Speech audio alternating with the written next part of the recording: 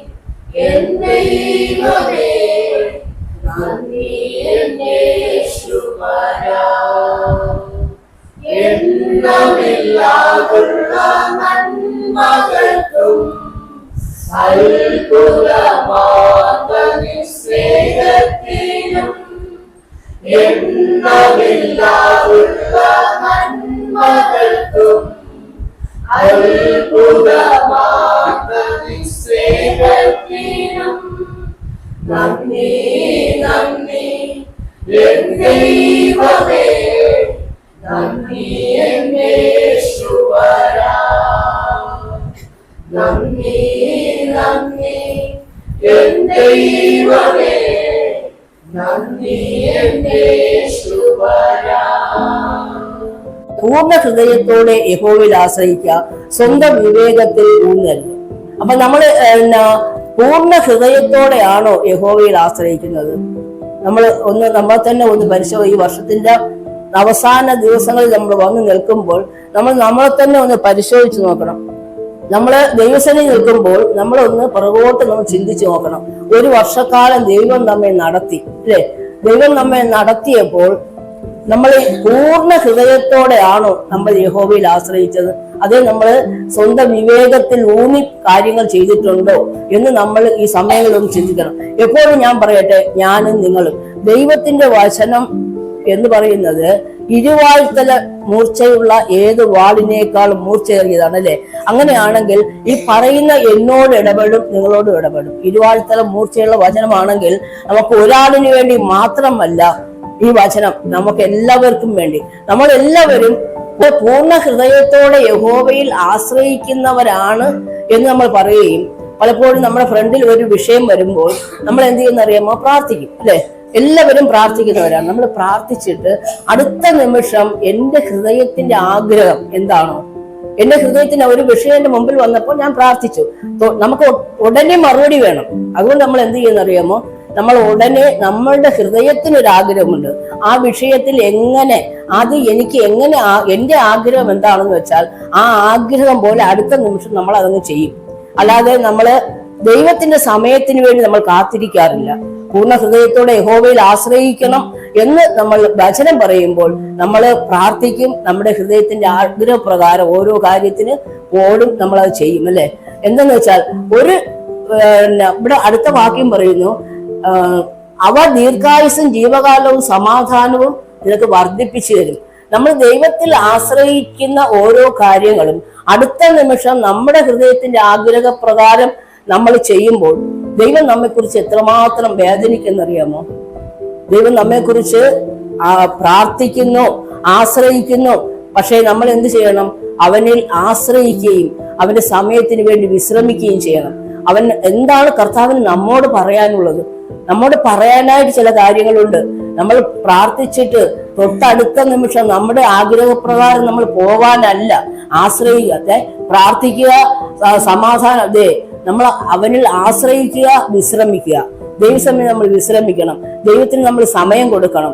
ദൈവം എന്താണ് നമ്മളോട് പറയാനുള്ളത് എന്ന് നമ്മൾ ദൈവത്തോട് ആലോചന കേൾക്കുന്നവരായിരിക്കണം. അതുകൊണ്ട് ഒരിക്കലും നമ്മൾ ദൈവത്തിന്റെ ആലോചനയ്ക്ക് വിരോധമായിട്ട് നമ്മൾ ഒരു കാര്യം ചെയ്യാൻ പാടില്ല. സദൃശവാക്യം തന്നെ 5:12 ഇങ്ങനെ പറയുന്നു, അയ്യോ ഞാൻ പ്രബോധനം വെറുക്കുകയും എന്റെ ഹൃദയം ശാസനയെ നിരസിക്കുകയും ചെയ്തുവല്ലോ. പലപ്പോഴും നമ്മളെ ഓരോരുത്തരും ഒരു വിഷയം നമ്മളുടെ മുമ്പിൽ വരുമ്പോൾ നമ്മൾ ചെന്ന് പ്രാർത്ഥിക്കണേ, എന്റെ വിഷയം ഇങ്ങനെയാണ്, എനിക്ക് വേണ്ടി പ്രാർത്ഥിക്കണമേ എന്ന് പറയും, അല്ലെ? പറഞ്ഞിട്ട് നമ്മൾ എന്ത് ചെയ്യും? അവർ നമ്മെ പ്രബോധിപ്പിക്കും. പലരും നമ്മെ ദൈവദാസന്മാരോ ആരെങ്കിലും നമുക്ക് ചില ആലോചനകൾ പറഞ്ഞു തരും. അയ്യോ ഞാൻ പ്രബോധനം വെറുക്കുകയും. അപ്പൊ അടുത്ത വാക്യം എന്റെ ഹൃദയം ശാസനയെ നിരസിക്കുകയും ചെയ്യും. അപ്പൊ ദൈവം ചിലരുടെ നാവിൽ ശാസനയുടെ ഒരു വടി അത് കൊടുത്തിട്ടുണ്ട്. ചിലര് സംസാരിക്കുമ്പോൾ നമ്മൾ ശ്രദ്ധിക്കുന്നുണ്ടോ? ചില അധികാരത്തോടെ, അല്ലെ, അധികാരത്തോടെ നമ്മളെ ചിലർ ഉപദേശിക്കും. അപ്പൊ ശാസനയുടെ ഒരു വടി ദൈവം ചിലരുടെ നാവിൽ കൊടുത്തിട്ടുണ്ട്. അപ്പൊ പക്ഷെ അത് നമുക്ക് ആ സമയം കേൾക്കാൻ മനസ്സില്ല. എന്തെന്നറിയാമോ? അത് നമ്മുടെ ഹൃദയത്തിന്റെ ആഗ്രഹമല്ല. നമ്മുടെ ആഗ്രഹം വേറെ ഒന്നാണ്, നമ്മുടെ ഇഷ്ടം വേറെ ഒന്നാണ്. അതുകൊണ്ട് അധികാരത്തോടെ ചിലർ നമ്മെ ശാസിക്കുമ്പോൾ, ചിലർ നമ്മളോട് ചില ആലോചനകൾ പറയുമ്പോൾ, ചിലർ നമ്മെ പ്രബോധിപ്പിക്കുമ്പോൾ നമുക്കത് കേൾക്കാൻ മനസ്സില്ല. നമ്മുടെ ഹൃദയത്തിന്റെ ആഗ്രഹം നിറവേറണം, നമുക്ക് പെട്ടെന്ന് കാര്യങ്ങൾ സാധിക്കണം. അതുകൊണ്ട് എന്തിനാണ് ഞാനും നിങ്ങളും അതിന് കേൾക്കാൻ നമുക്ക് മനസ്സില്ലാതെ നമ്മുടെ ഹൃദയത്തിന്റെ ആഗ്രഹം പെട്ടെന്ന് തൊട്ടടുത്ത നിമിഷം തന്നെ നമ്മുടെ ഹൃദയത്തിന്റെ ആഗ്രഹം ചെയ്യാനായിട്ട് ഓടുന്നവരാണ്. അതാണ് ഇവിടെ പറഞ്ഞ, അയ്യോ ഞാൻ പ്രബോധനം വെറുക്കുകയും എന്റെ ഹൃദയം ശാസനയെ നിരസിക്കുകയും ചെയ്തുവല്ലോ. എപ്പോഴും മറ്റുള്ളവർ നമ്മെ പ്രബോധിപ്പിക്കുമ്പോൾ, മറ്റുള്ളവർ നമ്മെ ശാസിക്കും. ആ ശാസന ചിലപ്പോൾ അല്പസമയത്തേക്ക് നമുക്ക് വിഷമോ വേദനയൊക്കെ ഉണ്ടാക്കുന്നതായിരിക്കും. പക്ഷെ പിന്നത്തേത് അത് നമുക്ക് ആശ്വാസമായിരിക്കും. അടുത്ത വാക്യം പറയും, എന്റെ ഉപദേഷ്ടാക്കന്മാരുടെ വാക്ക് ഞാൻ അനുസരിച്ചില്ല, എന്നെ പ്രബോധിപ്പിച്ചവർക്ക് ഞാൻ ചെവി കൊടുത്തില്ല. എന്തെന്നറിയാമോ? നമ്മെ പ്രബോധിപ്പിക്കുന്നവർക്ക്, നമുക്ക് ചില ആലോചനകൾ പറഞ്ഞു തരുന്നവർക്ക്, ചിലർ നമ്മെ ശാസിക്കുമ്പോൾ നമുക്കത് ഇഷ്ടമല്ല. ആ സമയം നമുക്കത് ഇഷ്ടമല്ലായിരിക്കും. പക്ഷെ അത് ദൈവസന്നിധിയിൽ നമ്മൾ ആലോചിക്കണം, എന്താണ് നമ്മളോട് പറഞ്ഞ കാര്യം. എന്റെ ഇപ്പോഴത്തേക്കുള്ള കാര്യമല്ല, എന്റെ പിന്നത്തേക്കുള്ള കാര്യത്തിലായിരിക്കും അത് ദൈവം നമ്മെ ഉപദേശിക്കുന്നു. അപ്പൊ നമ്മളത് ഉപേക്ഷിക്കരുത്. എന്റെ ഉപദേഷ്ടാക്കന്മാരുടെ വാക്ക് ഞാൻ അനുസരിച്ചില്ല, എന്നെ പ്രബോധിപ്പിച്ചവർക്ക് ഞാൻ ചെവി കൊടുത്തില്ല. അപ്പൊ നമ്മെ പ്രബോധിപ്പിക്കുന്നവർക്ക്, നമ്മെ ശാസിക്കുന്നവർക്ക് അത് നമ്മുടെ നന്മയ്ക്കാണ്, നമ്മുടെ ഗുണത്തിനാണ് നമ്മൾ ഓർത്തിട്ട് നമ്മളതിന് ചൊല്ലുക. അവസാനം 14 വാക്യം പറയുന്നു, സഭയുടെയും സംഘത്തിന്റെയും മധ്യേ ഞാൻ ഏകദേശം സകല ദോഷത്തിലും അകപ്പെട്ടു പോയല്ലോ എന്നിങ്ങനെ പറവാൻ സംഗതി വരരുത്. അപ്പൊ നമ്മൾ ആ പ്രബോധനത്തിന് ചെവി കൊടുക്കാതിരിക്കുമ്പോൾ, ആ ശാസനയെ നമ്മൾ നിരസിക്കുമ്പോൾ, വരും കാലങ്ങളിൽ നമ്മുടെ ജീവിതത്തിൽ വരുന്ന പല പ്രശ്നങ്ങൾക്കും ഇങ്ങനെ നമുക്ക് പറയാനിട വരരുത് എന്നാണ് സഭയുടെയും സംഘത്തിന്റെയും മധ്യ ഞാൻ ഏകദേശം സകല ദോഷത്തിലും അകപ്പെട്ടു പോയല്ലോ എന്നിങ്ങനെ പറയാൻ സംഗതി വരരുത്. അപ്പൊ എന്താണ് ഇവിടെ 3:5 ഇങ്ങനെ പറയുന്നത്? പൂർണ്ണ ഹൃദയത്തോടെ യഹോവയിൽ ആശ്രയിക്കുക, സ്വന്തം വിവേകത്തിൽ ഊന്നരുത്. അപ്പൊ ചില വിഷയങ്ങൾ നമ്മുടെ മുമ്പിൽ വരുമ്പോൾ നമ്മൾ പ്രാർത്ഥിക്കണം. ദൈവത്തിന്റെ സമയത്തിന് വേണ്ടി നമ്മൾ കാത്തിരിക്കണം. നമ്മൾ പ്രാർത്ഥിക്കുന്ന വിഷയം അല്ലെങ്കിൽ നമ്മൾ സ്വന്തം അടുത്ത നിമിഷം പ്രാർത്ഥിച്ചിട്ട് ദൈവത്തിന്റെ ആലോചന കേൾക്കാൻ സമയം കൊടുക്കാതെ നമ്മൾ നമ്മളെ ഹൃദയത്തിന്റെ ആഗ്രഹം നിറവേറാനായിട്ട് നമ്മൾ ഓടരുത്. നമ്മൾ പ്രാർത്ഥിക്കുക, ദൈവത്തിൽ ആശ്രയിക്കുക, നമ്മൾ വിശ്രമിക്കുക. ദൈവത്തിന്റെ സമയത്തിന് വേണ്ടി, ദൈവത്തിന്റെ ശബ്ദത്തിന് വേണ്ടി നമ്മൾ ദൈവസന്നിധിയിൽ വിശ്രമിക്കുക. ഇങ്ങനെ നമ്മൾ ചെയ്യുകയാണെങ്കിൽ നമുക്ക്, ഞാൻ നേരത്തെ പറഞ്ഞതുപോലെ, അയ്യോ ഞാൻ പ്രബോധനം വെറുക്കുകയും എന്റെ ഹൃദയം ശാസനയെ നിരസിക്കുകയും ചെയ്തുവല്ലോ, എന്റെ ഉപദേഷ്ടാക്കന്മാരുടെ വാക്ക് ഞാൻ അനുസരിച്ചില്ല, എന്നെ പ്രബോധിപ്പിച്ചവർക്ക് ഞാൻ ചെവി കൊടുത്തില്ല, സഭയുടെയും സംഘത്തിന്റെയും മധ്യത്തിൽ ഞാൻ ഏകദേശം സകല ദോഷത്തിലും അകപ്പെട്ടു പോയല്ലോ എന്നിങ്ങനെ പറയാനിടവരുത്. അപ്പൊ നമ്മൾ ചെയ്യുന്ന ഓരോ കാര്യത്തിലും ദൈവത്തിന്റെ ആലോചനയ്ക്ക് കീഴ്പ്പെട്ട് നമ്മൾ പ്രാർത്ഥിക്കുന്ന പൂർണ്ണ ഹൃദയത്തോടെ, സ്വന്തം വിവേകത്തിൽ ഊന്നാതെ, നമ്മൾ അല്പസമയം നമ്മൾ പ്രാർത്ഥിക്കുന്ന വിഷയത്തിൽ ദൈവത്തിന് എന്താണ് നമ്മളോട് മറുപടി പറയാനുള്ളത് എന്ന് നമ്മൾ അവന് സമയം കൊടുക്കണം. നമ്മൾ ദൈവസന്നിധിയിൽ പ്രാർത്ഥിക്കുക, ദൈവത്തിൽ ആശ്രയിക്കുക, വിശ്രമിക്കുക, ദൈവത്തിന്റെ ശബ്ദത്തിന് വേണ്ടി നമ്മൾ വിശ്രമിക്കുക. ഞാൻ എൻ്റെ ഒരു സാക്ഷ്യം പറയാനായിട്ട് ആഗ്രഹിക്കുന്നു. നമ്മള് രക്ഷിക്കപ്പെട്ട സമയത്ത് സ്മിത പ്രീ ഡിഗ്രി പഠിക്കുകയാണ്, ചുരുക്കത്തിൽ ഞാൻ പറയാം. അപ്പൊ ആ സമയത്ത് അന്ന് രക്ഷിക്കപ്പെട്ടു. അപ്പൊ അത് കഴിഞ്ഞ് കുറെ നാൾ കഴിഞ്ഞപ്പോ നമ്മള് പ്രാർത്ഥിക്കാൻ തുടങ്ങി. ദൈവമേ, അവളുടെ വിവാഹത്തിന് വേണ്ടി അവളുടെ 16, 17, 18 വയസ്സിൽ നമ്മൾ പ്രാർത്ഥിക്കാൻ തുടങ്ങിയ ആ വിഷയത്തിന് ദൈവം ഉത്തരം തന്നത് എപ്പോഴാണെന്ന് അറിയാമോ? അവൾക്ക് 18, 20 വയസ്സ് കഴിഞ്ഞു, 22 വയസ്സ്, 24 വയസ്സ്, 26 വയസ്സ്, ഇങ്ങനെ വർഷങ്ങൾ കടന്നു പോകുമ്പോൾ നമ്മൾ ഇതിനകം വെച്ച് ഒരുപാട് നിന്ദകളും പഴിയും ദുഷിയും ഒക്കെ കേൾക്കുന്നുണ്ട്. നീ അവിടെ ഇരുന്നോ, മൂക്കി പല്ല് വരുന്നവരെ ഇരുന്നോ, ഇങ്ങനെയൊക്കെ കേൾക്കുന്നുണ്ട്. അതുപോലെ എൻ്റെ അനിയത്തിയുടെ 2 മക്കളുണ്ട്. അവളെ നിന്ന് ഒരുപാട് ഇളയവരാണ്, 6, 4 വയസ്സിനൊക്കെ ഇളയവരാണ്. എവിടെയൊക്കെ വിവാഹങ്ങൾ നടക്കുന്നു. അപ്പോഴും നമ്മൾ ദൈവസേനയെ പ്രാർത്ഥിച്ചുകൊണ്ടിരിക്കുകയാണ്. വർഷം എത്ര നമ്മൾ പ്രാർത്ഥിച്ചെന്നറിയാമോ? അവസാനം 28 വയസ്സ് കഴിഞ്ഞപ്പോൾ ഞാൻ ഇത്തിരി കരയാൻ തുടങ്ങി. ഞാൻ ദൈവത്തിനെ നിലവിളിക്കാൻ തുടങ്ങി. കർത്താവെ, ഇനി എന്നാണ് കർത്താവെ? അപ്പൊ ഇതിനകം വെച്ച് ദൈവം അവർക്കൊരു വാഗ്ദത്തം കൊടുത്ത്, ഞാൻ കിടക്കുന്ന ഒരു റാഞ്ചൽ പക്ഷിയെ, എന്റെ ആലോചന എനിക്ക് അനുഷ്ഠിക്കുന്ന പുരുഷനെ തന്നെ ഞാൻ നിനക്ക് തരുമെന്ന് അവർക്ക് വാഗ്ദത്തം കൊടുത്തു. അതുപോലെ ആ വാഗ്ദത്തത്തിന് വേണ്ടി നമ്മൾ പ്രാർത്ഥിച്ച് നമ്മൾ ഒരുങ്ങിയിരിക്കുകയാണ്. ആ സമയത്ത് അവസാനമായപ്പോഴത്തെ ഞാൻ തളർന്നു പോയി. ഞാൻ പറഞ്ഞ, കർത്താവ്, ഇനി എന്നാണ്? 10-29 വയസ്സായി കർത്താവ് എന്നും പറഞ്ഞ ഒത്തിരി കണ്ണുനീരോടുകൂടി ഒരുപാട് ദിവസം കരഞ്ഞ ഒരു വിഷയമാണ്. പക്ഷെ ദൈവം തക്ക സമയത്ത് അതിന് മറുപടി തന്നു. ദൈവം തരുമ്പോഴാണ് നമുക്ക് ഏറ്റവും നല്ലതായിരിക്കും തരുന്നത്. എത്ര താമസിക്കുന്തോറും ദൈവം നമുക്ക് തരുന്നത് ഏറ്റവും നല്ലതായിരിക്കും. അതുപോലെ തന്നെ നമുക്ക് ഒരു വസ്തു ഉണ്ടായിരുന്ന ചേട്ടന് ട്രിവാൻഡ്രത്ത്. അവിടെ ആ വസ്തുവില് ഞങ്ങൾക്ക് 4 മക്കൾക്കുള്ളതാണ് ആ വസ്തു വെച്ചാൽ ഫ്രണ്ടിൽ കിടക്കുന്നത് ഏറ്റവും മൂത്ത ചേച്ചിയുടേത്. അവർക്ക് കാറ് കയറുന്ന വഴിയുണ്ട്. അപ്പൊ ഏറ്റവും ബാക്കിൽ കിടക്കുന്ന ചേട്ടന്റെ വഴിയാണ്. അവിടെ സ്കൂട്ടർ പോകുന്ന വഴിയേ ഉള്ളൂ. അപ്പൊ അങ്ങനെ ആയപ്പോഴത്തേക്ക് ഞാൻ കർത്താവിനോട് പറഞ്ഞു. ബാക്കി എത്ര പേര് പ്രാർത്ഥിച്ചെന്ന് എനിക്കറിയില്ല. ഞാൻ കർത്താവിനോട് മുട്ടിപ്പായി പ്രാർത്ഥിച്ചു.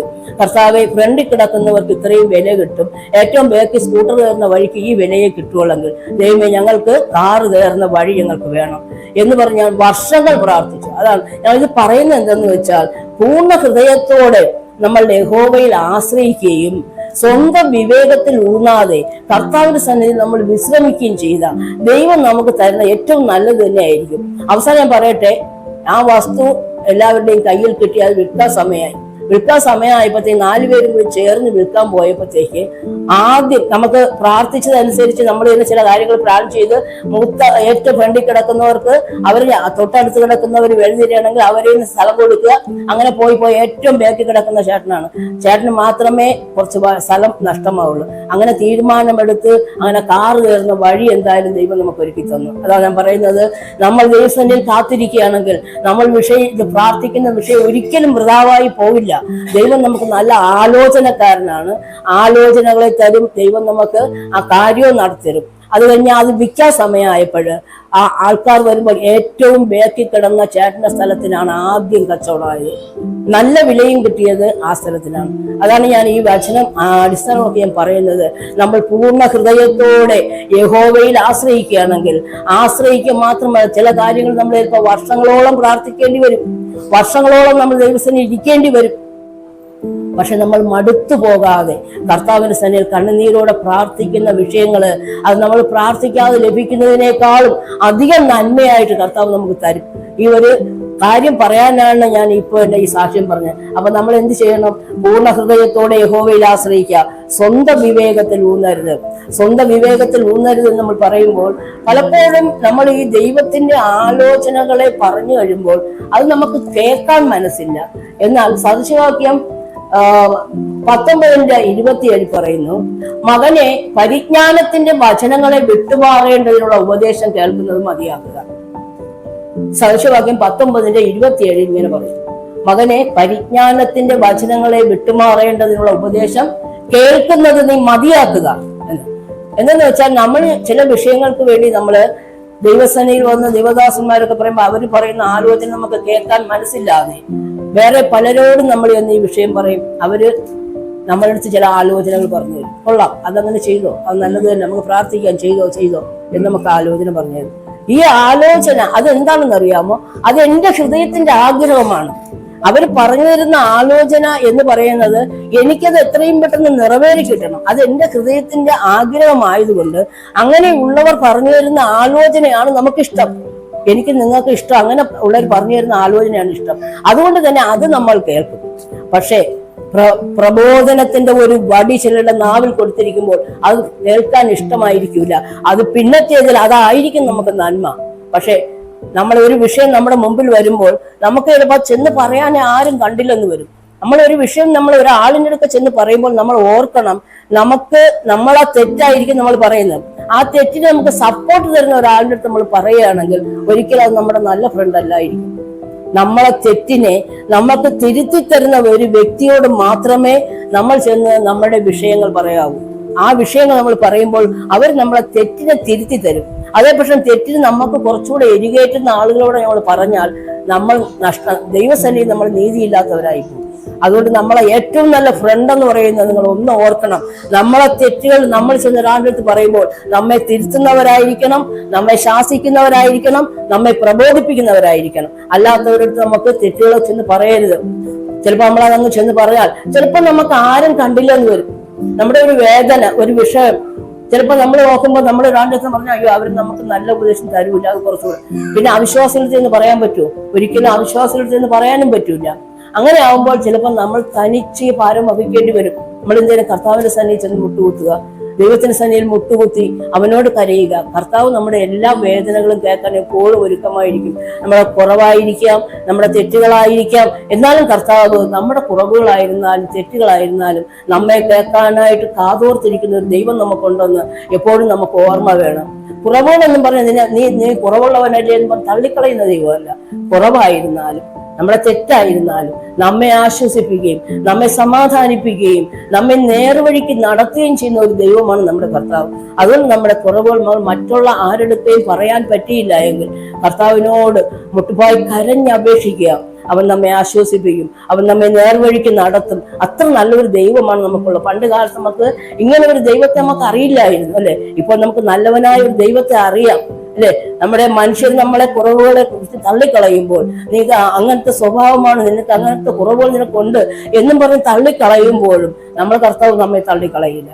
എന്നാൽ നമ്മുടെ കുറവുകളെ മറ്റുള്ളവർ നമ്മെ തിരുത്തി നമ്മളെ ചിലപ്പോൾ വേദനിപ്പിച്ചവരായിരിക്കാം, അവരെയും കർത്താവ് തള്ളിക്കളയുന്നില്ല. അവരെയൊക്കെ ചിലര് ദൈവം ഉപയോഗിക്കുകയാണ് നമ്മളെ നന്നാക്കി പണിതെടുത്ത് നല്ല പൊന്നുപോലെ നമ്മെ പുറത്തു കൊണ്ടുവരാനായിട്ട്. അങ്ങനെയുള്ളവരെ നമുക്ക് ഉപയോഗിക്കുകയാണ് ദൈവം. അത് പറഞ്ഞ് ഞാൻ അവിടെ നിർത്തട്ടെ. നമുക്കിനി 1 ശമൂവേൽ 1-ാം അധ്യായം രണ്ട് തൊട്ട് വായിക്കാം. എൽക്കാനയ്ക്ക് 2 ഭാര്യമാരുണ്ടായിരുന്നു. ഒരുത്തിക്ക് ഹന്ന എന്നും മറ്റവൾക്ക് പെനീന എന്നും പേർ. പെനീനയ്ക്ക് മക്കൾ ഉണ്ടായിരുന്നു, ഹന്നയ്ക്കോ മക്കളില്ലായിരുന്നു. ഇവിടെ ഏൽക്കാന എന്ന് പറയുന്ന ഒരു പുരുഷന് 2 ഭാര്യമാരുണ്ടായിരുന്നു. ഇതാണ് വിഷയം. പക്ഷെ ഒരുത്തിക്ക് ഹന്ന എന്നും മറ്റവൾക്ക് പെനീന എന്നും പേർ. പെനീനയ്ക്ക് മക്കൾ ഉണ്ടായിരുന്നു, ഹന്നയ്ക്കോ മക്കളില്ലായിരുന്നു. അവർ 3-ാമത്തെ വാക്യം, അവർ ശിലോവിൽ സൈന്യങ്ങളുടെ യഹോവയെ നമസ്കരിപ്പാനും അവന് യാഗം കഴിപ്പാനും തന്റെ പട്ടണത്തിൽ നിന്ന് ആണ്ടുതോറും ശിലോവിലേക്ക് പോകുക പതിവായിരുന്നു. അപ്പൊ ഇവിടെ ദൈവത്തിന്റെ സൈന്യങ്ങളുടെ യഹോവയെ നമസ്കരിപ്പാൻ അവനെ യാഗം കഴിപ്പാൻ തന്റെ പട്ടണങ്ങളിൽ ആണ്ടുതോറും, അത് ദൈവത്തിന്റെ ഒരു കൽപ്പനയായിരുന്നു. ആണ്ടുതോറും ദൈവസന്നിധിയിൽ ചെന്ന് യാഗം കഴിക്കുക, നിങ്ങൾ അവിടെ സന്തോഷിക്കുക, തിന്നുക, കുടിക്കുക, അവിടെ നിന്ന് പോകുക, ദൈവത്തിന്റെ ഒരു കൽപ്പനയായിരുന്നു. അപ്പൊ അതുകൊണ്ട് അവർ ആണ്ടുതോറും ശിലോവിലേക്ക് പോകുക പതിവായിരുന്നു. ഇവിടെ എന്താണ്? അവിടെ ആണ്ടുതോറും പോകുക പതിവായിരുന്നു. അത് 4-ാം വാക്യം, ഏൽക്കാന യാഗം കഴിക്കുമ്പോഴൊക്കെയും തന്റെ ഭാര്യയായ പെനീനയ്ക്കും അവളുടെ സകല പുത്രന്മാർക്കും പുത്രിമാർക്കും ഓഹരി കൊടുക്കും.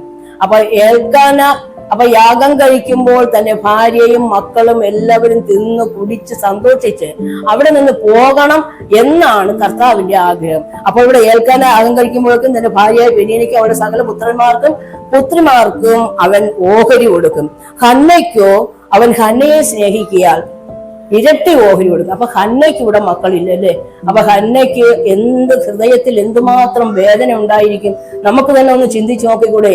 അവിടെ പെനീനയ്ക്ക് ഭാര്യ, മക്കള് എല്ലാവരും സന്തോഷത്തോടെ ഓഹരികളെല്ലാം കൊടുത്ത് സന്തോഷത്തോടെ അത് തിന്നു കുടിച്ച് സന്തോഷിക്കുമ്പോൾ ഇവിടെ ഹന്ന എന്ന് പറഞ്ഞ ഒരു സ്ത്രീ, ആ ഒരു സഹോദരി, അവിടെ ഹൃദയം എത്രമാത്രം വേദനിക്കുകയല്ലേ? നമ്മുടെ ഭാഗത്ത് നിന്ന് നമ്മളൊന്ന് ചിന്തിച്ചു നോക്കിയേ, ആ സഹോദരിയുടെ വേദന എന്തുമാത്രമായിരിക്കുന്നു. 6-ാമത്തെ വാക്യം പറയും, ഓഹരി കൊടുക്കും, എന്നാൽ യഹോവ അവളുടെ ഗർഭം അടച്ചിരുന്നു. അടുത്ത വാക്യം പറയുന്നത്, എന്നാൽ യഹോവ അവളുടെ ഗർഭം അടച്ചിരുന്നു. അപ്പോൾ ഒരാളിന്റെ ഗർഭം അടച്ചു വെച്ചിരിക്കുന്നത് അത് ദൈവം തന്നെയാണെന്നാണ് ഇവിടെ വചനം വായിക്കുന്നത്, അല്ലെ? യഹോവ അവളുടെ ഗർഭം അടച്ചു വെച്ചിരുന്നു. അതാ നമ്മൾ പലപ്പോഴും ചിലർക്ക് മക്കളില്ല എന്ന് പറയുമ്പോൾ നമ്മൾ എല്ലാവരും സങ്കടമാണ്. പക്ഷെ ദൈവം അറിയാതെ നമ്മുടെ ആരുടെയും ജീവിതത്തിൽ ഒന്നും സംഭവിക്കുന്നില്ല. ഒരുവന്റെ ഗർഭം അടച്ചു വെച്ചാലും ഒരുവന് മക്കളൊക്കെ ഉണ്ടെന്ന് പറഞ്ഞിരുന്നാലും ഇതെല്ലാം ദൈവം അറിഞ്ഞു തന്നെയാണ്. അപ്പൊ ദൈവം അറിയാതെ നമ്മുടെ ആരുടെയും ജീവിതത്തിൽ ഒന്നും സംഭവിക്കുന്നില്ല. മക്കൾ ഉണ്ടെന്നും പറഞ്ഞ് നമുക്ക് അധികം അഹങ്കരിക്കാനോ സന്തോഷിക്കാനോ ഇല്ല. മക്കളില്ല എന്നും പറഞ്ഞ് നമുക്ക് നിരാശപ്പെടേണ്ട ആവശ്യമില്ല. എന്നാൽ നമ്മൾ ഒന്നും ഓർക്കുക, കർത്താവ് അറിയാതെ നമ്മുടെ ആരുടെയും ജീവിതത്തിൽ ഒന്നും സംഭവിക്കില്ല. അത് ദൈവം തന്നെ അറിയാതെ ഇവിടെ പറഞ്ഞ യഹോവ അവളുടെ ഗർഭം അടച്ചു വെച്ചിരുന്നു. അപ്പൊ ദൈവം ഒരു വ്യക്തിയുടെ ഗർഭം അടച്ചു വെച്ചിരുന്നുവെങ്കിൽ, അല്ലെങ്കിൽ ദൈവം ഒരു വ്യക്തിക്ക് ഏതെങ്കിലും ഒരു വിഷയത്തിന് ഉത്തരം കൊടുക്കാൻ താമസിക്കുന്നുവെങ്കിൽ ദൈവത്തിന് അതിലെല്ലാത്തിനും ഒരു പദ്ധതിയുണ്ട്. ദൈവം അറിയാതെ അല്ല. ഇവിടെ നമ്മൾ ഉൽപ്പത്തി 11:30 പറയുമ്പോൾ സാറായി മച്ചിയായിരുന്നു, അവൾക്ക് സന്തതിയില്ലായിരുന്നു. എന്തുകൊണ്ട്? സാറായി മച്ചിയായിരുന്നു, അവൾക്ക് സന്തതിയില്ലായിരുന്നു. അതുപോലെ ഉൽപ്പത്തി 29:39 പറയുന്നു, ലേയ അനിഷ്ട എന്ന് യഹോവ കണ്ടപ്പോൾ അവളുടെ ഗർഭത്തെ തുറന്നു. അനിഷ്ട എന്ന് കണ്ടപ്പോൾ അവളുടെ ഗർഭത്തെ തുറന്നു. റാഹേലോ മച്ചിയായിരുന്നു. അപ്പൊ ഇവിടെ ഒരാളിന്റെ ഗർഭത്തെ തുറക്കുന്നതും ഒരാൾ മച്ചിയായിരിക്കുന്നതും എല്ലാം ദൈവം അറിഞ്ഞു തന്നെയാണ്. എന്തെന്നറിയാമോ? ഇവിടേക്ക് ദൈവത്തിന് താൻ വലിയവനാണ്, തനിക്ക് കഴിയാത്തതായിട്ട് യാതൊരു കാര്യവുമില്ല എന്ന് ദൈവത്തിന് നമ്മെ വെളിപ്പെടുത്തി തരാനായിട്ടാണ് ദൈവം ചില പ്രവൃത്തികൾ ചെയ്യുന്നത്. ദൈവം ഒരു കുട്ടിക്ക് മക്കളില്ല എങ്കിൽ അവന് താമസിച്ചാണ് കൊച്ചിനെ കിട്ടുന്നതെങ്കിൽ ആ ഒരു കൊച്ചിനെ കിട്ടുന്ന സമയത്ത് അവന് ദൈവത്തിനെ കുറിച്ച് ഒരുപാട് കാര്യങ്ങൾ മനസ്സിലാക്കും. അന്നും അവൻ എത്ര താമസിച്ചാലും അവൻ പറയും, ഓ എന്റെ ദൈവം എത്ര നല്ലവനാണെന്ന്. അത് പറയും. എന്ന് വെച്ചാൽ അവിടെ ആ സമയത്ത് ആ കാലയളവിൽ കർത്താവ് ചില കാര്യങ്ങൾ നമ്മളെ പഠിപ്പിക്കും. ദൈവം സ്നേഹവാനാണ്, ദൈവത്തിന് ഒരിക്കലും മുഖപക്ഷമില്ല. അപ്പോൾ കർത്താവ് ചില കാര്യങ്ങൾ ചെയ്യുമ്പോൾ അവൻ ഗർഭം അടച്ചു വെച്ചിരിക്കുന്നതും തുറക്കുന്നതും എല്ലാം ദൈവം തന്നെയാണ്. എന്നാൽ ദൈവം അടച്ചു വെച്ചാൽ തുറക്കാൻ മറ്റൊരുവനും കഴിയില്ല, ദൈവം തുറക്കുന്നതിന് അടയ്ക്കാനും മറ്റാർക്കും കഴിയില്ല. അതുകൊണ്ട് കർത്താവിന്റെ പ്രവൃത്തി തന്നെയാണ് ഇതെന്നൊക്കെ നമ്മൾ മനസ്സിലാക്കണം. അപ്പോൾ അങ്ങനത്തെ ആ ഒരു സാഹചര്യം നമ്മുടെ ജീവിതത്തിൽ വരുമ്പോൾ അവിടെ നമുക്ക് അടുത്ത വായിക്കാം. യഹോവ അവളുടെ ഗർഭം അടച്ചിരുന്നതിനാൽ അവളുടെ പ്രതിയോഗി അവളെ വ്യസനിപ്പിക്കാൻ തക്കവണ്ണം വളരെ മുഷിപ്പിച്ചു. അതെ, നോക്കണേ. അപ്പൊ അവളുടെ പ്രതിയോഗി എന്ന് പറയുമ്പോൾ പെനീന, അല്ലെ? പെനീന ഈ യാഗം കഴിക്കാൻ പോകുമ്പോഴൊക്കെ അല്ലെങ്കിൽ കാണുന്ന സമയത്തൊക്കെ ഇവളെ പല വാക്കുകളും പറഞ്ഞ് വേദനിപ്പിച്ച് മുഷിപ്പിക്കുന്ന ഒരനുഭവം അവൾ അനുഭവിക്കുകയാണ് ഇവിടെ. ഒരുപക്ഷെ മച്ചിയെന്നോ അല്ലെങ്കിൽ നിന്നെ കൂട്ടത്തിൽ നിർത്താൻ കൊള്ളില്ലെന്നോ അല്ലെങ്കിൽ ഒരു കുഞ്ഞിനെ പ്രസവിച്ച ഒരു കുഞ്ഞിനെ നിന്റെ കൈ തന്നാൽ അത് ദോഷം. പഴയ നമ്മുടെ കാര്യങ്ങൾ, പണ്ടത്തെ നമ്മുടെ കാര്യങ്ങളൊക്കെ നോക്കുമ്പോ അല്ലേ, ഒരു നല്ല സഭയിൽ അങ്ങനെയുള്ളവർ കൂടുമ്പോൾ അല്ലെങ്കിൽ പ്രസവിച്ച ഒരു കൊച്ചിനെ ആദ്യമായിട്ട് എടുക്കുമ്പോഴൊക്കെ അങ്ങനെയുള്ളവരെ വിലക്കുന്ന ഒരു അനുഭവം ഉണ്ടായിരുന്നു. അപ്പോൾ ഇവിടെ പെനീന എന്ന ഈ സ്ത്രീ ആ ഹന്നയെ വ്യസനിപ്പിക്കാൻ തക്കവണ്ണം വളരെ മുഷിപ്പിച്ചു. മുഷിഞ്ഞു പോകുന്ന അനുഭവത്തിൽ പല വാക്കുകൾ കൊണ്ട് വേദന. അടുത്ത വാക്യം പറയുന്നു, അവൾ യഹോവയുടെ ആലയത്തിലേക്ക് പോകുന്ന സമയത്തൊക്കെയും ആണ്ടുതോറും അവൾ അങ്ങനെ ചെയ്തു പോകുന്നു. അവൾ അവളെ മുഷിപ്പിക്കുന്നത് കൊണ്ട് അവൾ കരഞ്ഞ് പട്ടിണി കിടന്നു. അപ്പോൾ ഇവിടെ കരഞ്ഞ് പട്ടിണി കിടക്കത്തക്ക വിധത്തിൽ ഇവിടെ ഹന്ന ഒരു വേദന അനുഭവിക്കുകയാണ്. തനിക്ക് കുഞ്ഞുങ്ങളില്ലാത്തതിന്റെ പേരിൽ കരഞ്ഞ് പട്ടിണി കിടക്കുന്ന ഒരു അനുഭവത്തിൽ പെനീന എന്ന ഈ സഹോദരി ഈ ഹന്നയെ വേദനിപ്പിക്കുന്നത്. ഇതുപോലെ നമ്മൾ ഇവിടെ ഇരിക്കുന്ന ഓരോരുത്തർക്കും പല വേദനകളും നമ്മൾ മറ്റുള്ളവരിൽ സഹിക്കേണ്ടി വരും, അല്ലെ? അത് ഇന്ന കാരണമെന്ന് മാത്രമല്ല, ഏത് കാരണമായി നമ്മളെ ഓരോരുത്തർക്കും ജീവിതത്തിൽ വ്യത്യസ്തമായ കാരണങ്ങൾ കാണും. ഈ ചില കാര്യങ്ങളിൽ പലപ്പോഴും പലരും നമ്മെ വേദനിപ്പിക്കുന്ന ചില വാക്കുകൾ കൊണ്ട് അല്ലെങ്കിൽ കുത്തി നോവിക്കുന്ന ചില ശബ്ദങ്ങൾ നമ്മെ ഹൃദയത്തെ തകർന്നു പോകുന്ന പല അനുഭവങ്ങളും ഇവിടെ ഇരിക്കുന്ന നമുക്ക് ഓരോരുത്തർക്കും കണ്ടെന്ന് വരാം, അല്ലെ? പക്ഷെ ആ അനുഭവം മറ്റാർക്കും അറിയാൻ പറ്റാതെ പലപ്പോഴും നമ്മൾ ഹൃദയത്തിൽ സൂക്ഷിക്കുന്നുണ്ടാവാം, അല്ലെ? ഇവിടെ അങ്ങനെയുള്ള അനുഭവങ്ങൾ ഇല്ലാത്ത ആരെങ്കിലും ഉണ്ടോ? നമ്മുടെ ഹൃദയത്തിൽ നമുക്ക് ചിലപ്പോൾ നമ്മളത് മറ്റാർക്കും പറഞ്ഞില്ല എന്ന് വരും, അല്ലെ? മറ്റുള്ളവർ നമ്മെ കുത്തി നോവിക്കുകയും നമ്മെ വേദനിപ്പിക്കുകയും നമ്മൾ കരഞ്ഞ് കലങ്ങുന്ന ഒരു അനുഭവത്തിൽ കൂടെ കടന്നു പോകുന്ന ഒരനുഭവം നമ്മുടെയൊക്കെ എല്ലാവരുടെയും ജീവിതത്തിൽ ഉണ്ടെന്ന് വരാം. പക്ഷെ ദൈവം സകലതും കാണുന്നു, അല്ലെ? നമ്മെ കുത്തി നോവിച്ചത് ആരായിരുന്നാലും അതിനൊരു പക്ഷെ കാരണം ഉണ്ടായിരുന്നാലും കാരണമില്ലെങ്കിലും കർത്താവ് നമ്മെ കാണുന്നു. അവൻ നമ്മെ കാണുന്ന ദൈവമാണ്, നമ്മുടെ ഹൃദയത്തിന്റെ വേദനകൾ അറിയുന്ന ഒരു ദൈവമാണ്. അപ്പോൾ ഇവിടെ പെനീന അവളെ മുഷിപ്പിച്ചു. അവൾ യഹോവയുടെ ആലയത്തിലേക്ക് പോകുന്ന സമയത്തൊക്കെ ആണ്ടുതോറും അവൾ അങ്ങനെ ചെയ്തു പോകുന്നു. അവൾ അവളെ മുഷിപ്പിച്ചത് കൊണ്ട് അവൾ കരഞ്ഞ് പട്ടിണി കിടന്നു. കരഞ്ഞ് പട്ടിണി കിടക്കത്തക്ക വിധത്തിൽ ഭയങ്കരമായ ഒരു വേദന ഈ സഹോദരി ഇവിടെ അനുഭവിക്കുകയാണ്, അല്ലെ? അടുത്ത വാക്യം അവളുടെ ഭർത്താവായി ഏൽക്കാൻ അവളോട്, ഹന്നേ, നീ എന്തിന് കരയുന്നു? എന്തിന് പട്ടിണി കിടക്കുന്നു? ഈ വ്യസനിക്കുന്നത് എന്ത്? ഞാൻ നിനക്ക് 10 പുത്രന്മാരെക്കാൾ നല്ലതല്ലയോ എന്ന് പറഞ്ഞു. ഇവിടെ ഹന്നയെ അവളുടെ ഭർത്താവായ ഏൽക്കാന അവനെ ആശ്വസിപ്പിക്കുകയാണ്. നീ എന്തിന് പട്ടിണി കിടക്കുന്ന തന്നെ, നീ എന്തിന് കരയുന്നു എന്നും പറഞ്ഞ് ഹന്നയെ ആശ്വസിപ്പിക്കാൻ അവൾക്കൊരു ഭർത്താവുണ്ട്. പക്ഷെ പലപ്പോഴും നമ്മുടെയൊക്കെ ജീവിതത്തിൽ നമുക്ക് പുറത്തു പറയാൻ പറ്റാത്ത ചില അനുഭവങ്ങൾ വരുമ്പോൾ നമുക്ക് ആശ്വസിപ്പിക്കാൻ ചിലപ്പോൾ ആരും കണ്ടെന്ന് വരില്ല, അല്ലെ? ഭർത്താവ് കണ്ടെന്ന് വരില്ല, ഭാര്യ കണ്ടെന്ന് വരില്ല, മക്കൾ കണ്ടെന്ന് വരില്ല. നമ്മുടെ ഹൃദയത്തിൽ ആ ഭാരവും ചുമന്നുകൊണ്ട് നമ്മൾ കർത്താവിൻ്റെ അടുത്ത് മാത്രമേ നമുക്ക് പറയാൻ പറ്റൂ എന്നൊരു അനുഭവം ചിലപ്പോൾ നമ്മുടെ ജീവിതത്തിലൊക്കെ ഉണ്ടായിരുന്നിരിക്കാം അല്ലെ. ആരടുത്തും പറയാൻ പറ്റൂല. പറയാൻ പറ്റാത്തതിന് പല കാരണങ്ങൾ കാണും അല്ലെ.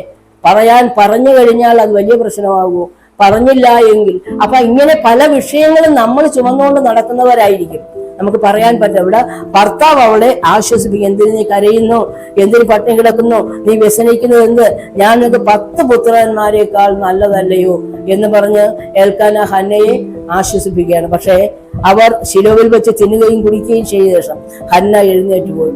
ഹന്നയ്ക്ക് തന്റെ ഭർത്താവിന്റെ ആശ്വാസ വാക്കുകളൊന്നും അവളെ ആശ്വസിപ്പിക്കാൻ കഴിഞ്ഞില്ല. ഇതുപോലെ തന്നെയാണ് നമുക്ക് പലപ്പോഴും മനുഷ്യരുടെ ആശ്വാസ വാക്കുകളൊന്നും നമ്മുടെ ഹൃദയത്തെ ആശ്വസിപ്പിക്കാൻ കഴിയാതെ വരുമ്പോൾ, ഒരു മനുഷ്യർക്ക് നമ്മുടെ വേദനയെ, നമ്മൾ പോകുന്ന അവസ്ഥ കാണാൻ പറ്റാതിരിക്കുമ്പോൾ, ഒരു മനുഷ്യരുടെയും ആശ്വാസ വാക്കുകളെ നമ്മളെ വീണ്ടും മുമ്പോട്ട് നടത്താൻ കഴിയാതെ വരുമ്പോൾ നമ്മൾ എന്താണ് ചെയ്യുന്നത്? ഇവിടെ ഹന്ന എന്ത് ചെയ്ത് നമുക്ക് നോക്കാം. അവർ ശിലോവിൽ വെച്ച് തിന്നുകയും കുടിക്കുകയും ചെയ്ത ശേഷം ഹന്ന എഴുന്നേറ്റ് പോയി. അടുത്ത 10-ാം വാക്യം, അവൾ മനോവ്യസനത്തോടെ യഹോവയോട് പ്രാർത്ഥിച്ച് വളരെ കരഞ്ഞു. എന്തിനാണ് അവൾ ആലയത്തിലേക്ക് കടന്നു പോയത്? അവളുടെ മനോവിഷമം മുഴുവനും കർത്താവിന്റെ സന്നിധിയിൽ ഒന്ന് ഇറക്കി വെക്കാൻ. അവൾക്ക് താങ്ങാൻ പറ്റാത്ത വേദന അല്ലേ.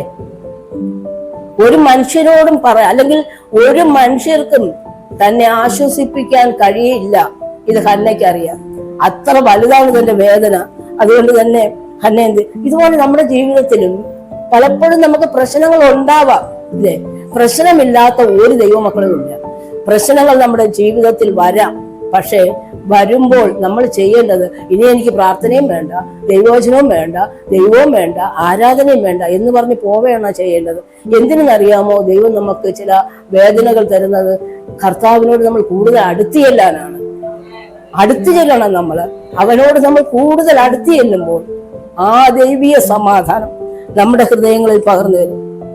അപ്പൊ ഇവിടെ ഭർത്താവിന്റെ ഒരു വാക്കും ഹന്നയ്ക്ക് ആശ്വാസമായില്ല. ഹന്ന എന്ത് ചെയ്തെന്നറിയാമോ? അവൾ ആലയത്തിലേക്ക് ശിവത്തിന് കുടിക്കിയ ശേഷം ഹന്ന എഴുന്നേറ്റ് പോയി. പുരോഹിതനായ ഏലി ആ മന്ദിരത്തിന്റെ വാതിൽക്കൽ ആസനത്തിൽ ഇരിക്കുകയായിരുന്നു. അപ്പോൾ ഹന്ന തിരഞ്ഞെടുത്ത മാർഗം എന്താണ്? നമ്മളും തിരഞ്ഞെടുക്കേണ്ട മാർഗം അതാണ്. നമ്മൾക്ക് വേദനകൾ അധികം വരുമ്പോൾ, കർത്താവ് അറിയാതെ ഒരു വേദനയും വരില്ല പ്രിയപ്പെട്ടവരെ.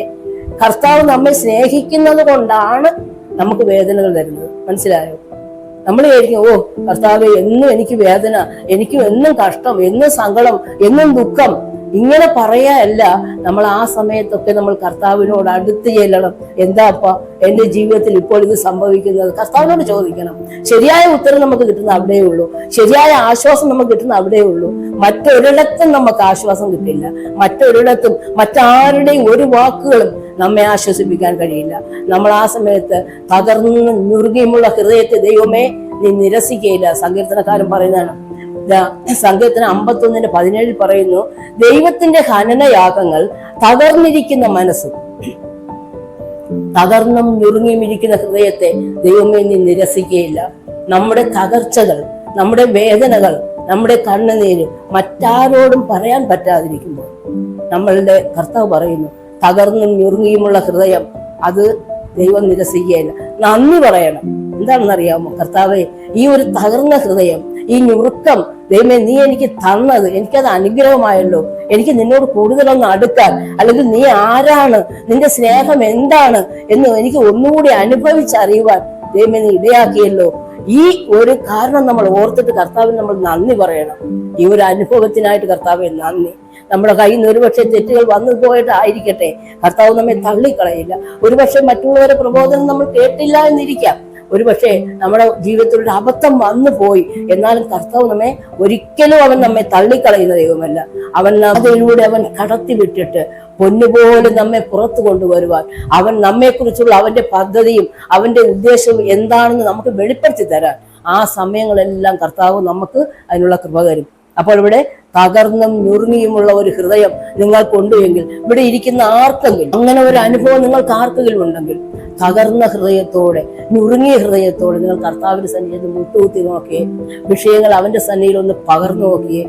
പകർന്ന് നമ്മുടെ ഹൃദയം, ഇവിടെ ഹന്ന എന്ത് ചെയ്തെന്നറിയാമോ? അവർ 10-ാം വാക്യം, അവൾ മനോവ്യസനത്തോടെ യഹോവയോട് പ്രാർത്ഥിച്ച് വളരെ കരഞ്ഞു.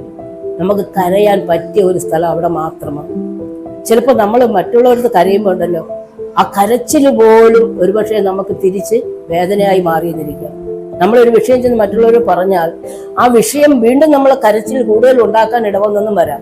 പക്ഷെ നമ്മൾ കർത്താവിന് സന്നിധി വന്നു ചെന്ന് പറഞ്ഞാൽ നമ്മുടെ കയ്യിൽ ഒരുപക്ഷെ തെറ്റുണ്ടെങ്കിലും കുറ്റമുണ്ടെങ്കിലും കർത്താവ് ഒരിക്കലും ശാസിക്കുകയില്ല.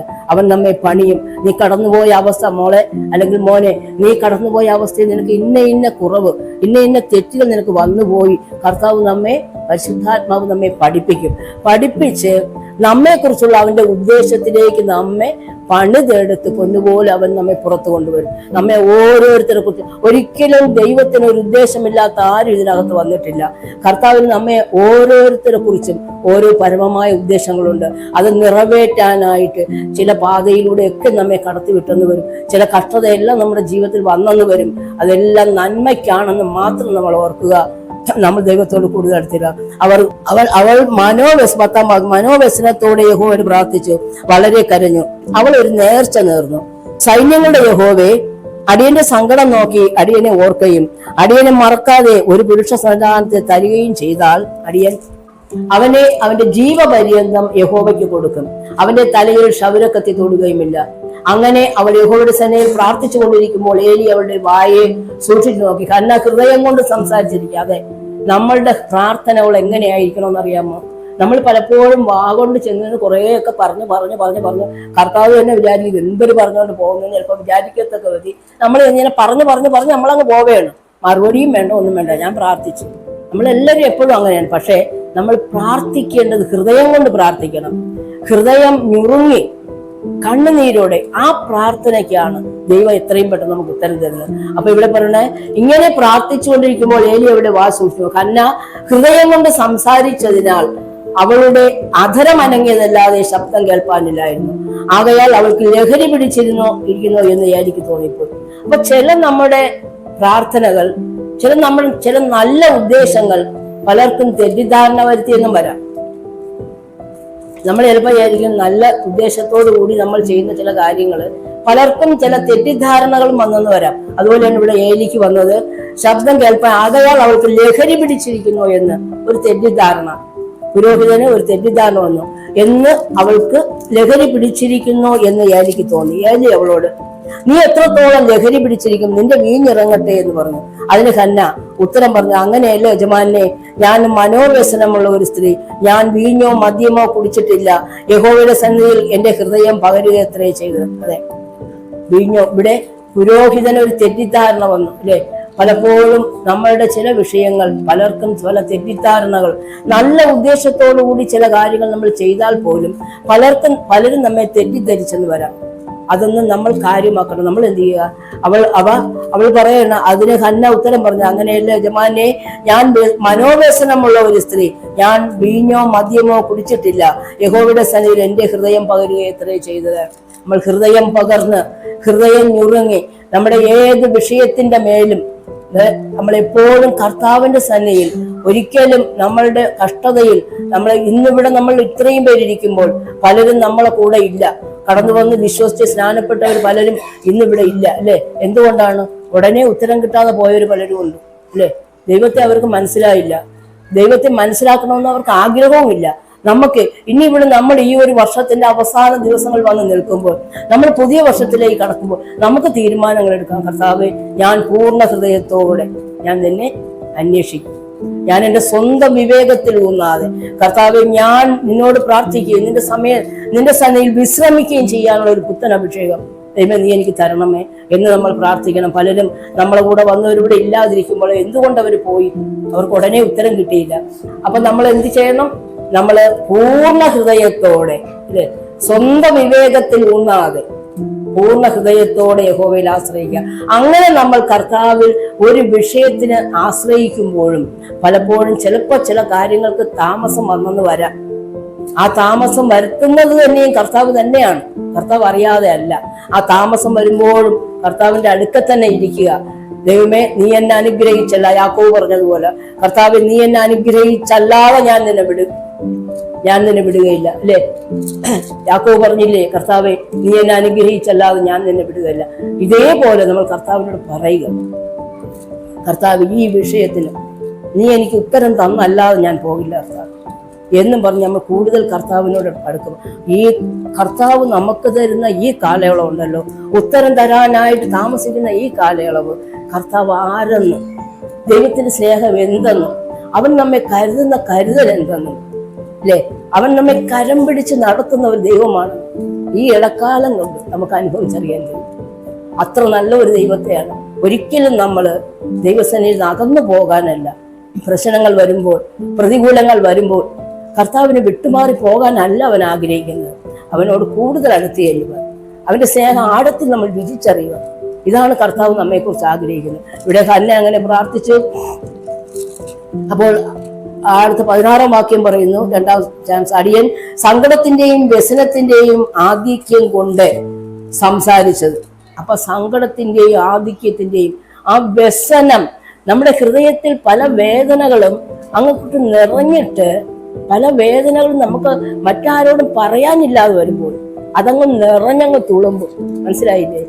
ചില വേദനകളുണ്ടല്ലോ, ചിലപ്പോ നമുക്ക് അത് ആരോടും പറയാൻ പറ്റില്ല. പറയാൻ പറ്റാതെ വരുമ്പോ ഇതിനകത്ത് നിൽക്കൂല. ഇതിനകത്ത് നിൽക്കാതെ വരുമ്പോഴത്തെ ഈ വേദന അങ്ങ് പ്രാർത്ഥനയായിട്ട് പുറത്തു വരണം. കർത്താവിന്റെ സന്നിധിയിൽ പ്രാർത്ഥനയായിട്ട് അതങ്ങ് പുറത്തു വരുമ്പോഴുണ്ടല്ലോ, നിങ്ങൾ ഓർത്തോണം, ആ പ്രാർത്ഥനയ്ക്ക് എത്രയും പെട്ടെന്ന് നമുക്ക് മറുപടി ഉണ്ടെന്ന്. അതുകൊണ്ട് നമ്മുടെ വേദനകളും നമ്മുടെ കഷ്ടങ്ങളും പ്രയാസങ്ങളും കർത്താവിനോട് കൂടുതൽ അടുത്ത് ചെല്ലാനായിട്ട് ഇടയാകട്ടെ. അതുപോലെ പൂർണ്ണ ഹൃദയത്തോടെ കർത്താവിൽ ആശ്രയിക്കുക. ഒരിക്കലും നമ്മൾ സ്വന്തം വിവേകത്തിൽ ഊന്നരുത്. നമുക്ക് ഒരുപാട് നമ്മളെ ബുദ്ധിക്ക് ചെയ്യാവുന്ന പല കാര്യങ്ങളും ഉണ്ട്, നമുക്ക് വേണമെങ്കിൽ ചെയ്യാം. അവിടെയും ചിലപ്പോൾ നമ്മൾ അങ്ങനെ സ്വന്തം ബുദ്ധിക്ക് അല്ലെങ്കിൽ സ്വന്തം വിവേകത്തിൽ ഊന്നി ഞാൻ ചില കാര്യങ്ങൾ ചെയ്തെന്നും പറഞ്ഞും കർത്താവ് നമ്മെ തള്ളിക്കളയില്ല. പക്ഷെ ചിലതൊക്കെ നമ്മെ പഠിപ്പിക്കുക. ചില പാതയിലൂടെ കർത്താവ് നമ്മെ കടത്തിവിടും. അപ്പോഴും ദൈവം നമ്മെ സ്നേഹിക്കുകയാണ്. എന്തെന്ന് വെച്ചാൽ അവന് നമ്മളെ കുറിച്ചൊരു പരമമായ പദ്ധതി ഉണ്ടെന്ന് എപ്പോഴും നമ്മൾ ഓർക്കണം. അപ്പൊ ഒരുപക്ഷെ നമ്മുടെ ജീവിതത്തിൽ അങ്ങനെ ഒരു കാര്യം വന്നത് തന്നെയും ചിലപ്പോൾ നന്മയ്ക്കായിട്ട് ദൈവം ഒരുക്കും. എന്നുവെച്ചാൽ ചില കാര്യങ്ങൾ കർത്താവിന് നമ്മെ പഠിപ്പിച്ചെടുക്കാനായിട്ട് ഒരു അവസരമാണെന്ന് നമ്മൾ ഓർക്കണം. അപ്പൊ അതുകൊണ്ട് തകർന്നും ഞുറുങ്ങിയുമുള്ള ഒരു ഹൃദയം ഇവിടെ ഇരിക്കുന്ന ആർക്കെങ്കിലും ഉണ്ടെങ്കിൽ, ആരെങ്കിലും ഏതെങ്കിലും വിഷയത്തിൽ ഞുറുങ്ങിയ ഹൃദയത്തോടെ ഇരിക്കുന്നെങ്കിൽ നിങ്ങൾ കർത്താവിന്റെ അടുക്കലേക്ക് ചെല്ലുക. എല്ലാ വേദനകളും കണ്ണുനീരായ അവന്റെ സന്നിധിയിൽ പകരുക. ആ പകരുന്ന പ്രാർത്ഥനയ്ക്ക് എത്രയും പെട്ടെന്ന് ഉത്തരമുണ്ട്. കാരണം ഇവിടെ പറഞ്ഞു പ്രാർത്ഥിച്ചു. അപ്പോൾ ഏലി പറയാണ് 17-ാം വാക്യം, അതിന് ഏലി സമാധാനത്തോടെ പൊയ്ക്കൊള്ളുക, ഇസ്രായേലിന്റെ ദൈവത്തോട് നീ കഴിച്ച അപേക്ഷ അവൻ നിനക്ക് നൽകുമാറാകട്ടെ എന്ന് പറഞ്ഞു. അപ്പോൾ അങ്ങനെ പറഞ്ഞപ്പോൾ ഏലി അവളെ അനുഗ്രഹിക്കുകയാണ്. അല്ലേ, നീ സമാധാനത്തോടെ പോ. അപ്പൊ ആ പുരോഹിതനെ അറിയാം, ആ ഏലി പുരോഹിതനറിയാം ഇങ്ങനെയുള്ള ഒരു പ്രാർത്ഥനയാണ് ഹന്ന പ്രാർത്ഥിച്ചെങ്കിൽ. എന്ന് വെച്ചാൽ അധരം മാത്രം അനങ്ങിയുള്ള ഒരു പ്രാർത്ഥന, വാക്കുകൾ വെളിയിൽ വരാതെയുള്ള ഒരു പ്രാർത്ഥന, അത് പ്രാർത്ഥിച്ച ഹന്നയ്ക്ക് ഉടനെ ഉത്തരമുണ്ടെന്ന് ഈ പുരോഹിതനറിയാം. അതുകൊണ്ട് ആ പുരോഹിതൻ പറഞ്ഞത് നീ സമാധാനത്തോടെ പോവാ, ഇസ്രായേൽ ദൈവത്തോട് നീ അയച്ച അപേക്ഷ അവൻ നിനക്ക് നൽകുമാറാകട്ടെ എന്ന് ഉത്തരം പറഞ്ഞു. അതിന് അടിയന് തൃക്കണ്ണിൽ കൃപ ലഭിക്കുമാറാകട്ടെ എന്ന് പറഞ്ഞ സ്ത്രീ തന്റെ വഴിക്ക് പോയി ഭക്ഷണം കഴിച്ചു. അവളുടെ മുഖം പിന്നെ വാടിയില്ല. എന്തുകൊണ്ടാണ് ഹന്നയുടെ മുഖം പിന്നെ വാടാതിരുന്നത്? ഇത്രയും നാളും അവൾ ഹൃദയം ഞുറുങ്ങിയതും പട്ടിണി കിടന്നതും, അല്ലെ, അവൾ കരഞ്ഞതും, അപ്പൊ അങ്ങനെ ഒരു സമയം. പക്ഷെ ഇപ്പോൾ അവളുടെ മുഖം പിന്നെ വാടിയില്ല. എന്തുകൊണ്ടാണ് ഹന്നയുടെ മുഖം പിന്നെ വാടാത്തെന്നറിയാമോ? ഹന്നയ്ക്ക് ഉറപ്പുണ്ട്, ഞാൻ ഇപ്പോൾ പ്രാർത്ഥിച്ച ഈ പ്രാർത്ഥനയ്ക്ക് എനിക്ക് താമസിയാതെ ഉത്തരം തരുമെന്നുള്ള ഒരു വിശ്വാസം ഹന്നയ്ക്കുണ്ട്. നമ്മളും പ്രാർത്ഥിച്ചിട്ട് നമ്മൾ വിശ്വസിക്കുക. ഈ തരത്തിൽ നമ്മൾ കർത്താവിനോട് പ്രാർത്ഥിച്ചിട്ട് എഴുന്നേറ്റ് പോകുമ്പോൾ ഒരു വിശ്വാസത്തിന്റെ ഉറപ്പ് നമുക്കുണ്ടാകട്ടെ. ഒരു വിശ്വാസം നമ്മുടെ ഉള്ളത്തിൽ വരട്ടെ. അങ്ങനെ ഒരു വിശ്വാസം നമുക്ക് വരുമെങ്കിൽ പിന്നെ നമ്മളുടെ മുഖം വാടുകയില്ല. ഹന്നയ്ക്ക് പിന്നെ മുഖം വാടിയില്ല. അവൾ സന്തോഷത്തോടെ അവൾ പോയി. അറിയാം, ഹന്നയ്ക്കറിയാം എനിക്ക് ഉത്തരം ഉടനെ ഉണ്ട്. അതുപോലെ തന്നെ നമുക്കും ആയിരിക്കണം. നമ്മൾ അങ്ങനെ ഞുറുങ്ങി കർത്താവിന്റെ സന്നിധിയിൽ പ്രാർത്ഥിച്ച് എഴുന്നേറ്റ് പോകുമ്പോൾ എനിക്ക് ഉത്തരം ദൈവം തരും. പിന്നെ നമ്മളെ മുഖം വാടരുത്. പിന്നെ എല്ലാ ഭാരങ്ങളും, നിങ്ങളുടെ എല്ലാ ആകുല ചിന്തകളും നിങ്ങൾ എന്റെ മേൽ ഇട്ടുകൊള്ളുവിൻ, ഞാൻ നിങ്ങളെ പുലർത്താമെന്ന് കർത്താവ് പറഞ്ഞിട്ടുണ്ടെങ്കിൽ ആകുല ചിന്തകളും വേദനകളും പ്രയാസങ്ങളും എല്ലാം കർത്താവിന്റെ മേലിട്ട് കൊടുത്തിട്ട് എഴുന്നേറ്റ് പോകുമ്പോൾ നമ്മുടെ മുഖം പ്രസന്നതയോടെ ആയിരിക്കണം. അല്ലാതെ എഴുന്നേറ്റ് പോകുമ്പോൾ വീണ്ടും ആ ഭാരം എടുത്തോട്ട് പോകരുത്. അങ്ങനെ നമ്മൾ കർത്താവിന്റെ സന്നിധിയിൽ നിന്ന് പ്രാർത്ഥിച്ചിട്ട് എഴുന്നേറ്റ് പോവുകയാണെങ്കിൽ തീർച്ചയായിട്ടും ആ പ്രാർത്ഥനയ്ക്ക് ദൈവം എത്രയും പെട്ടെന്ന് മറുപടി തരും. അനന്തരം അവർ അധികാരത്തിൽ 19-ാം വാക്യം എഴുന്നേറ്റ് യഹോവയുടെ സന്നിധിയിൽ നമസ്കരിച്ച ശേഷം രാമയിൽ തങ്ങളുടെ വീട്ടിലേക്ക് പോയി. എന്നാൽ എൽക്കാന തന്റെ ഭാര്യയായ ഹന്നയെ പരിഗ്രഹിച്ചു. യഹോവ അവളെ ഓർത്തു. യഹോവ അവളെ ഓർത്തു. കർത്താവ് ഓർത്തത് കണ്ട. കർത്താവ് നമ്മെ ഓർക്കുന്ന ദൈവമാണ്, അല്ലെ? അവൻ നമ്മെ മറന്നു കളയുന്ന ദൈവമല്ല. നമ്മളുടെ ഹൃദയത്തിന്റെ വേദനകൾ അവന്റെ സന്നിധിയിൽ പകർന്നിട്ടാണ് നമ്മൾ എഴുന്നേറ്റ് മുഖം വാടാതെ എഴുന്നേറ്റ് പോകുന്നതെങ്കിൽ കർത്താവ് നമ്മെ മറന്നു കളയുന്ന ദൈവമല്ല. അവൻ നമ്മെ ഓർക്കുന്ന ദൈവമാണ്. അവൻ നമ്മെ ഓർത്തും നമ്മുടെ ആവശ്യങ്ങളെല്ലാം അവൻ നിറവേറ്റി തരുന്ന ഒരു ദൈവമാണ്. ആ ആണ്ട് കഴിഞ്ഞിട്ട് ഹന്ന ഗർഭം ധരിച്ച ഒരു മകനെ പ്രസവിച്ചുകൊണ്ട് എത്ര പെട്ടെന്നാണ്!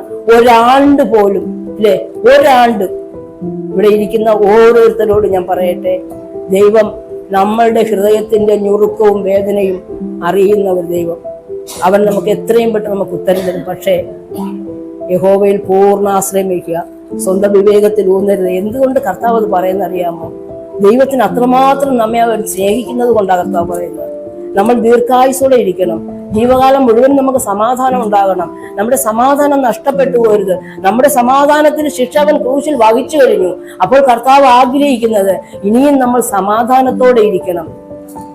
അതാണ് കർത്താവിന്റെ ആഗ്രഹം. അതുകൊണ്ടാണ് സ്വന്തം വിവേകത്തിൽ ഊന്നരുത്. ഈ വർഷാവസാനം നമ്മൾ ഇവിടെ അടുത്ത ഒരു മകനെ പ്രസവിച്ചു, ഞാൻ യഹോവയോട് അപേക്ഷിച്ച് വാങ്ങി എന്ന് പറഞ്ഞ് അവനെ ശമൂവേൽ എന്ന് പേരിട്ടു.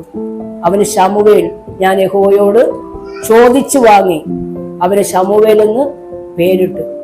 അങ്ങനെ ഒരു പ്രവാചകൻ ഭൂമിയിലേക്ക് വന്നു. ഹന്നയ്ക്ക് ഗർഭം അടച്ചിരുന്നത്, അവൾക്ക് ഒരു കുഞ്ഞിനെ കിട്ടാൻ താമസിച്ചത് ഒരു പ്രവാചകൻ പുറത്തു വരേണ്ടതാനായിരുന്നു, അല്ലെ? അതുപോലെ നമ്മുടെ ജീവിതത്തിൽ എന്തെങ്കിലും താമസിക്കുന്നുണ്ടെങ്കിൽ നിങ്ങൾ ഒന്ന് ഓർക്കുക, ഒരിക്കലും തിന്മയ്ക്കല്ല, എല്ലാം നന്മയ്ക്കാണ്. താമസിക്കും തോറും താമസിച്ച് കിട്ടുന്ന അനുഗ്രഹങ്ങളാണ് നമുക്ക് ഏറ്റവും നല്ലത്. അതുകൊണ്ട് ഞാൻ ഒന്ന് പറയട്ടെ, നിങ്ങൾ പ്രാർത്ഥിക്കുക.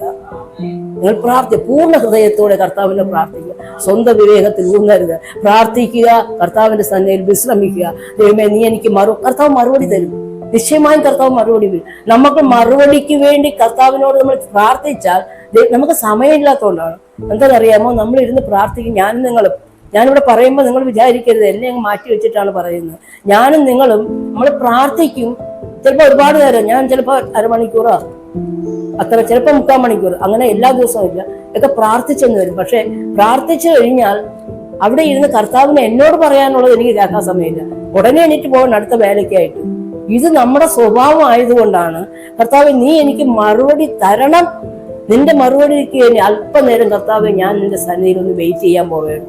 നിശ്ചയമായും കർത്താവ് അതിന് മറുപടി തരും. അത് ഉറപ്പാ. അവൻ മറുപടി തരുന്ന ദൈവമാണ്. എന്നുവെച്ചാൽ അവൻ ഇന്നും ജീവിക്കുന്ന ദൈവമാണ്. നമ്മൾ മരിച്ച ഒരു ദൈവത്തെ അല്ല ആരാധിക്കുന്നത്, ജീവനുള്ള ഒരു ദൈവത്തെയാണ് നമ്മൾ ആരാധിക്കുന്നത്.